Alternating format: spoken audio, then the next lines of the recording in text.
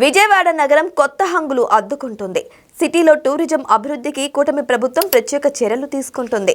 పున్నమి ఘాట్, త్రివేణి సంగమం, భవానీ ఐలాండ్ ప్రాంతాలను పర్యాటక ప్రదేశాలుగా అభివృద్ధి చేస్తున్నారు.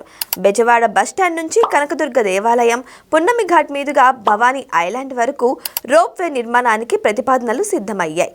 పీపీపీ విధానంలో ఈ ప్రాజెక్ట్ నిర్మాణానికి ఆసక్తి కలిగిన సంస్థలు డిపిఆర్ తయారీకి ప్రతిపాదనలు పంపాలని అనుమతి గ్రోత్ అండ్ ఇన్ఫ్రాస్ట్రక్చర్ కార్పొరేషన్ ఆహ్వానించింది. 3.3 కిలోమీటర్ల పొడవైన రోప్వే నిర్మాణానికి 750 కోట్ల రూపాయల వ్యయం అవుతుందని అంచనా. పండిట్ నెహ్రూ బస్టాండ్ నుంచి కనకదుర్గ గుడి వరకు ఒక సెక్షను, దుర్గ గుడి నుంచి పున్నమి ఘాట్ వరకు ఒక సెక్షను, అక్కడి నుంచి భవానీ ద్వీపం వరకు 3 భాగాలుగా రోప్వే నిర్మించనున్నారు.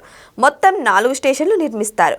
రోప్వే అందుబాటులోకి వస్తే సిటీ ట్రాఫిక్తో సంబంధం లేకుండా బస్టాండ్లో దిగిన వాళ్ళు నేరుగా దుర్గ గుడికి చేరుకోవచ్చు.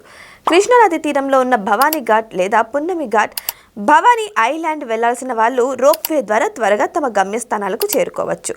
ఆంధ్రప్రదేశ్ రాజధాని అమరావతిని కేవలం పరిపాలనా రాజధానిగా కాకుండా అన్ని రంగాల్లోనూ అభివృద్ధి చేయాలని ముఖ్యమంత్రి చంద్రబాబు ప్లాన్ చేశారు.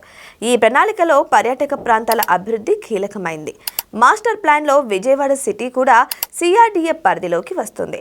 బెజవాడ నగరం అభివృద్ధి అమరావతి డెవలప్మెంట్కి దోహదం చేస్తుంది. అందుకే రాష్ట్ర సంస్కృతి సాంప్రదాయాలను ప్రమోట్ చేయడానికి రూపొందించిన అమరావతి ఆవకాయ ఫెస్టివల్ని విజయవాడ నగరంలోని బెర్మ పార్కులో నిర్వహించారు.